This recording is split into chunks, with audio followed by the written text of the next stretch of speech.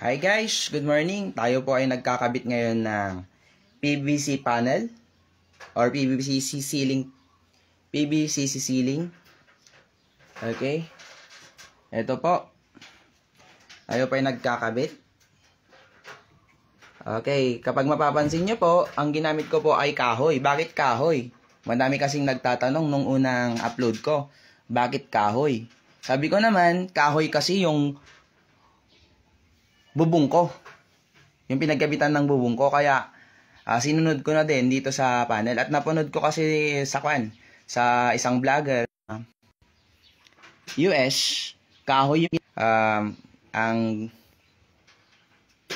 ginagamit lang sa pagkakabit nito, black screw, saka yung gun tacker. Andun po. So, ito po. Patapos na po tayo dito sa maliit na kwarto. Ang size po nito ay 204 cm by 268 cm. Kakan ko na po, i-screw ko po siya.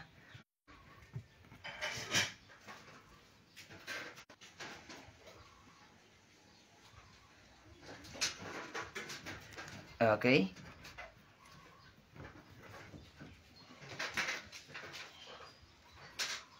Okay, i-screw ko po siya.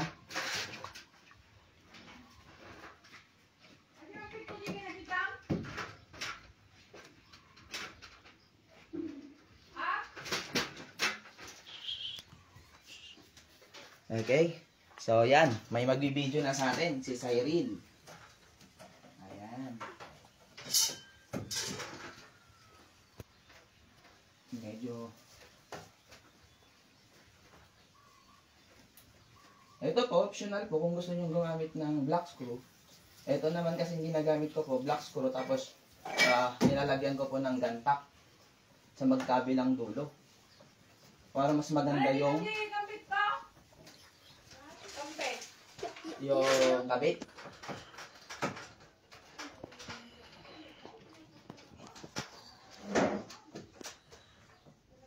So mag-isa lang po tayong gumagawa. Minsan nagpapatulong na rin ako sa mga bata. Okay, ito po, gagamitin na po natin ang may wagang gantak. Gantak ako. Ayun.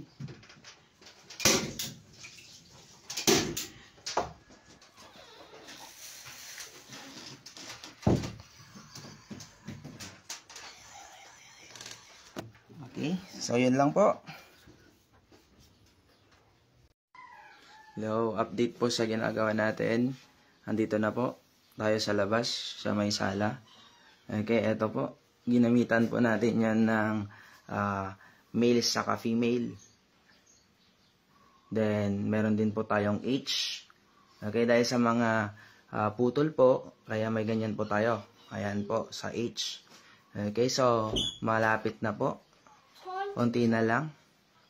After that, kakabit na natin yung LED light natin. So, hanggang sa muli. Ito lang po yung update natin ngayong araw. Magandang umaga sa ating lahat. Ito po. Tapos na po natin yung project natin. Project DIY PVC ceiling.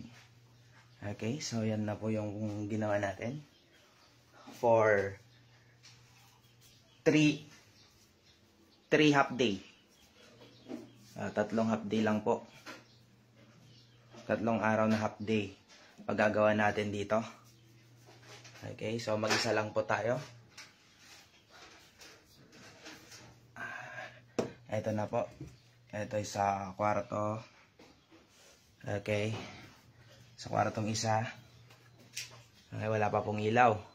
Naka-order pa lang yung LED light natin. At ito po sa may sala. Okay, pahaba po siya.